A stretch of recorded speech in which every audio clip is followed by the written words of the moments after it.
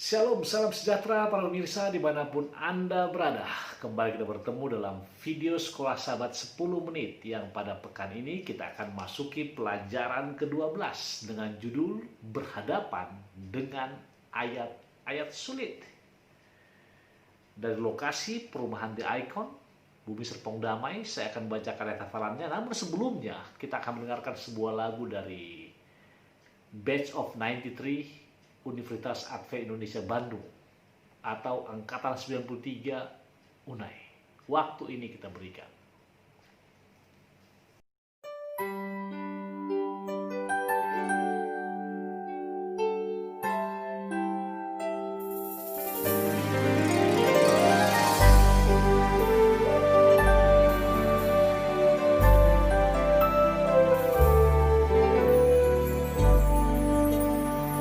It was such a lovely day, and the sun was shining bright. A gentle breeze was blowing my way, not a storm cloud inside.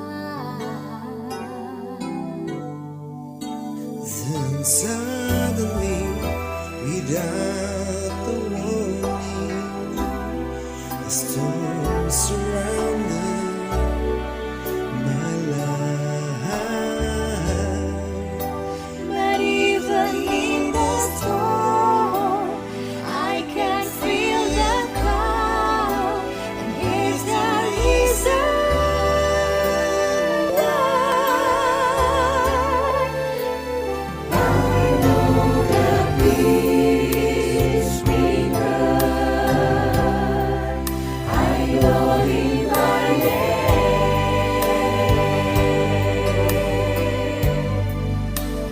I know the peace we got. He controls the winds and waves.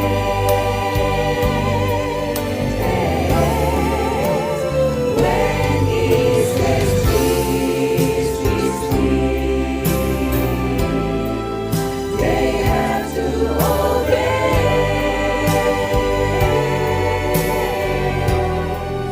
I'm glad I know the peace we got. Yes, I know Him by name.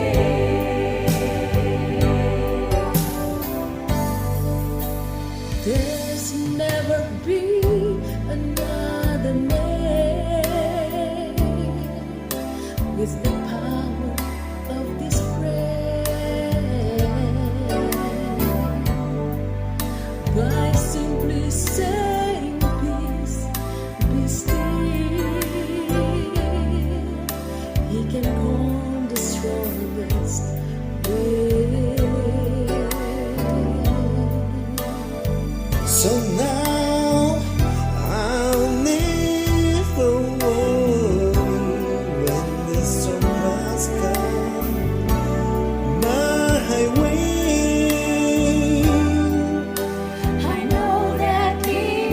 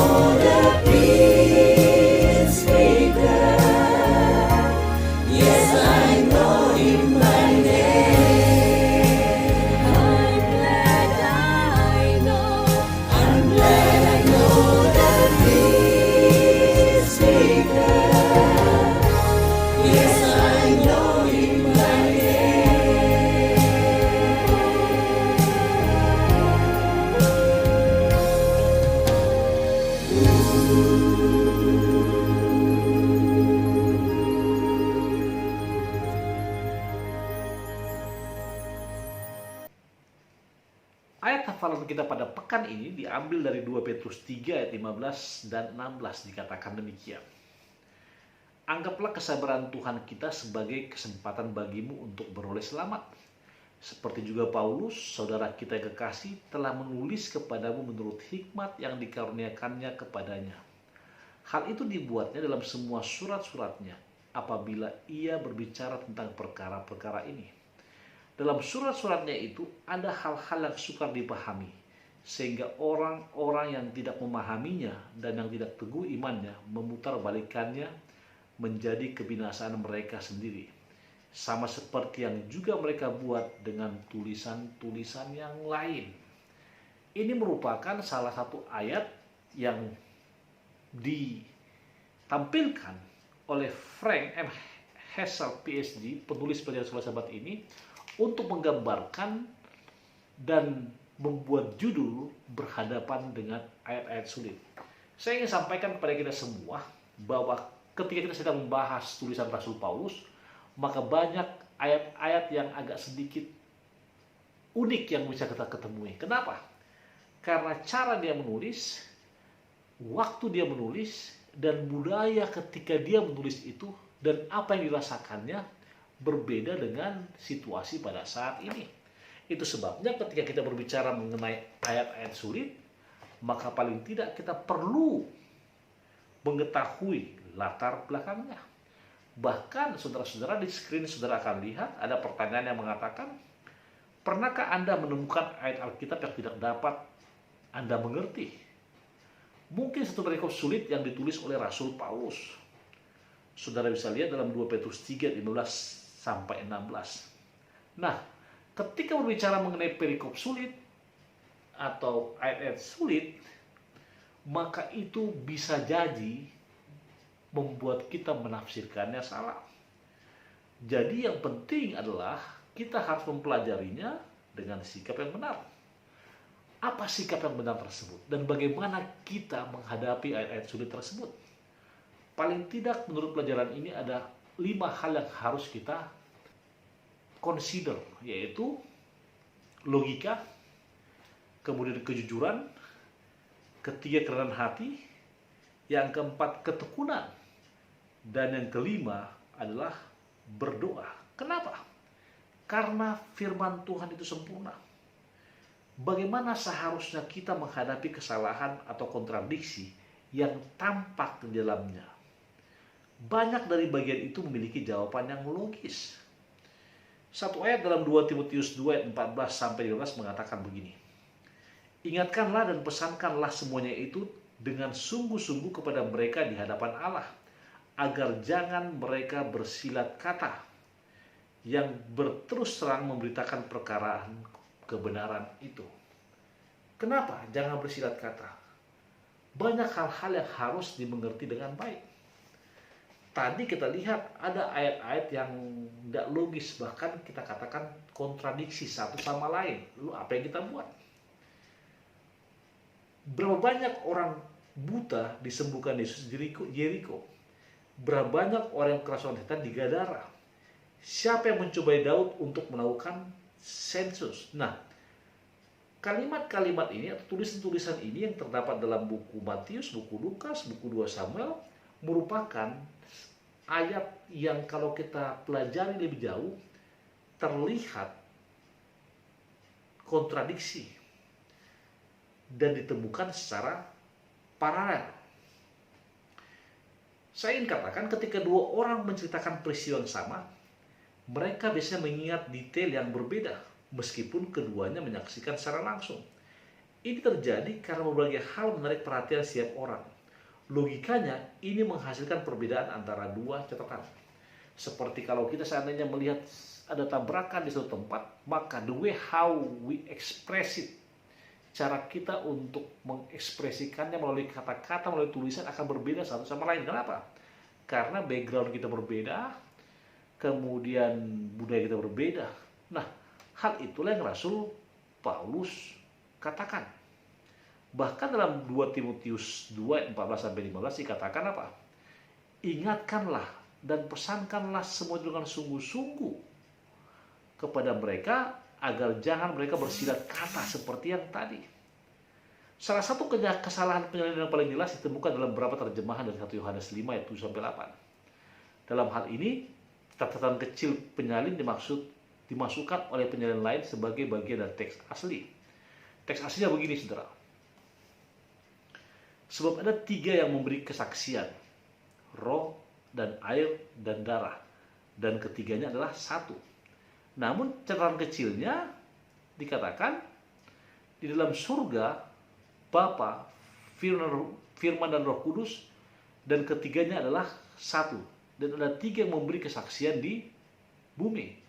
Ellen G. White mengatakan dengan sangat jelas dalam Selected Messages Book pertama halaman 18, keseluruhan kesalahan itu tidak akan menyebabkan kesukaran bagi satu jiwa atau menyebabkan kaki tersandung, sehingga tidak akan menyebabkan kesulitan bagi kebenaran yang diungkapkan secara gamblang.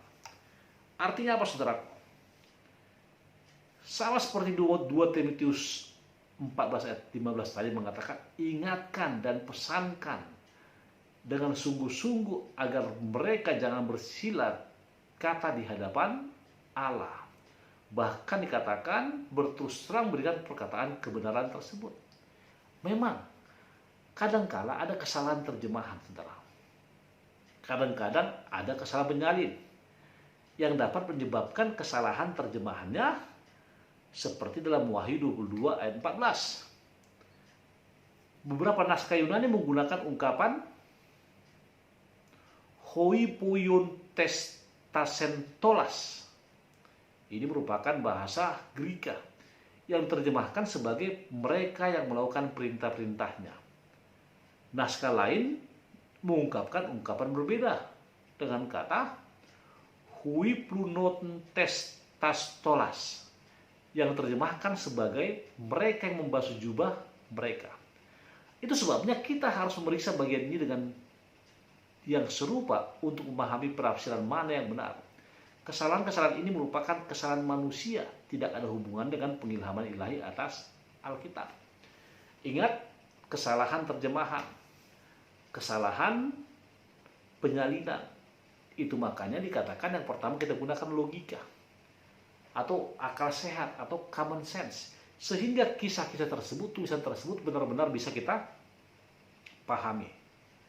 Lalu bagaimana dengan kejujuran? Amsal 2:7 mengatakan, ia menyediakan pertolongan bagi orang yang jujur, menjadi perisai bagi orang yang tidak bercelah lakunya. Kita mungkin menemukan beberapa bagian yang tidak dapat kita mengerti atau jelaskan. Dalam hal tersebut, kita harus jujur dan mengakui bahwa kita tidak dapat menyelesaikan masalah. Jika kita tahu bahwa penjelasan itu mungkin salah, itu kesalahan serius untuk menerimanya sebagai kebenaran. Lebih buruk lagi dikatakan, untuk memperkenalkan penjelasan ini dengan maksud menipu orang lain, membuat mereka percaya bahwa sesuatu yang kita tahu tidak benar-benar didukung oleh teks tersebut. Orang Kristen yang jujur akan menunggu sampai Allah menerangi mereka untuk memahami ayat-ayat yang sulit itu dengan lebih baik. Dibutuhkan kejujuran. Ketika saya tidak tahu, maka saya lebih bagus mengatakan saya tidak tahu. Bahkan dikatakan apa? Lebih bagus orang Kristen menunggu sampai Allah menerangi mereka untuk memahami apa ayat tersebut. Intinya, mari bersikap jujur. Lalu berikutnya, kerendahan hati. Nah, saudara-saudaraku, saudara sekolah sahabat ini, maka dikatakan menghadapi kesulitan dengan rendah hati. Bagaimana itu? Yakobus pasal 4 ayat 6 mengatakan, tetapi kasih karunia yang dianugerahkannya kepada kita lebih besar daripada itu. Karena itu yang ia katakan, Allah menentang orang congkak, tetapi mengasihani orang yang rendah hati. Allah menentang orang yang congkak, tapi mengasihani orang yang rendah hati.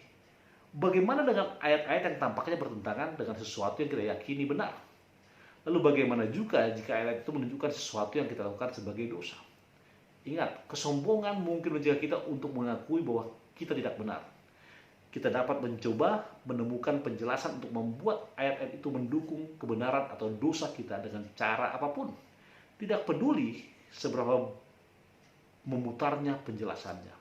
Di sisi lain dikatakan, roh yang rendah hati akan membantu kita menerima kebenaran sebagaimana tertulis dalam Alkitab. Dan ia membiarkan Allah membentuk hidup kita sesuai dengan kebenaran itu. Apa saudaraku dikatakan? Kerendahan hati. Rendahkan hati. Lalu bagaimana dengan pelajaran hari Rabu, yaitu tekad dan kesabaran, aku katakan ketekunan. Galatia pasal 6 ayat 9 mengatakan, janganlah kita jemu-jemu berbuat baik, karena apabila sudah datang waktunya kita akan menuai, jika kita tidak menjadi lemah. Ketekunan merupakan satu hal yang perlu kita memiliki. Kenapa? Beberapa teks memerlukan upaya khusus untuk dipahami. Sebagai contoh, kita mungkin harus membandingkan dengan teks yang serupa untuk memahami konteks aslinya, untuk menyelidiki mengapa penulis asli memutuskan untuk menulisnya seperti itu. Ingat, konteks. Lalu kita harus meluangkan waktu dengan tekun untuk mempelajari teks-teks itu. Kita bahkan mungkin harus mengesampingkan teks-teks itu untuk beberapa waktu, sampai Tuhan memberi kita lebih banyak terang untuk memahaminya. Lagi pula, kita melayani Allah yang adalah sumber ketekunan. Bahkan dikatakan apa? Waktu yang kita curahkan untuk suatu masalah berbanding lurus dengan seberapa tertariknya kita pada satu masalah. Karena itu bertekun dan bersabar dan belajar Alkitab. Apa artinya? Bertekun, bersabar dalam belajar Alkitab. Kenapa saudaraku? Karena itulah yang Tuhan butuhkan. Lalu bagaimana dengan menghadapi kesulitan Alkitab? Dengan cara berdoa. Doa karena kami menafsirkan hal-hal rohani kepada mereka yang mempunyai roh. Kami berkata-kata tentang karunia-karunia Allah dengan perkataan yang bukan diajarkan kepada kami oleh hikmat manusia, tapi oleh roh. Siapa yang lebih baik daripada penulis Alkitab untuk menjelaskannya? Tentu Allah mengilhami para penulis Alkitab sehingga kita dapat memahami bagian-bagiannya dengan mudah dan membandingkan ayat yang berbeda satu sama lain. Bahkan dikatakan kita tidak perlu beralih ke sumber filosofis atau ilmiah untuk memahami kebenaran yang diungkapkan dalam Alkitab. Lebih baik kita dapat bertanya kepada penulis Alkitab secara langsung ketika kita tidak mengerti sesuatu. Allah memberi kita doa untuk berkomunikasi dengannya. Jangan pernah kita belajar Alkitab tanpa berdoa. Bahkan kita harus membiarkan Roh Kudus membimbing kita kepada semua kebenaran. Roh Kudus akan selalu membantu kita bila mana kita mau apa? Berdoa. Dan sebagai kesimpulan, Testimonies for the Church halaman 704 buku kelima mengatakan demikian. Kita akan mengalami kemajuan dalam pengetahuan spiritual sejati hanya ketika kita menyadari keadaan kita sendiri dan seluruh ketergantungan kita pada Allah. Tetapi semua orang yang datang kepada Alkitab dengan roh yang dapat diajar dan berdoa untuk mempelajari ungkapannya sebagai firman Allah akan menerima pencerahan ilahi. Ada banyak hal yang tampak sulit atau tidak jelas yang akan Allah buat menjadi jelas dan sederhana bagi mereka yang mencari pemahaman tentang Alkitab. Intinya, ayat-ayat sulit akan kita bisa pelajari, akan kita bisa mengerti kalau kita menggunakan logika kita, kejujuran kita, kerendahan hati kita, ketekunan kita, dan berdoa. Kenapa? Doa merupakan akses kita langsung untuk berbicara dengan penulisnya, sehingga penulis akan menerangkan apa yang kita belum mengerti. Itu sebabnya pelajaran sekolah sahabat anjurkan, bila mana saudara berhadapan dengan ayat-ayat sulit, maka ingatlah 5 hal tersebut. Logika, kejujuran, kerendahan hati, ketekunan, dan berdoa secara khusus minta bantuan Roh Kudus agar apa? Agar kita mengerti lebih jelas mengenai hal ini. Tuhan berkati kita sama tunduk kepala dan berdoa. Bapa di surga, terima kasih Tuhan karena berkat-Mu, terima kasih karena rahmat-Mu, terima kasih karena pengasihan-Mu. Engkau telah memberikan kesempatan untuk belajar sekolah sahabat kami dalam tempo 10 menit. Berkati hamba-Mu, para pemirsa, di mana mereka berada. Terpuji nama Tuhan, lalu sekian berdoa. Amin. Sebuah lagu dari The Amigos, Jakarta.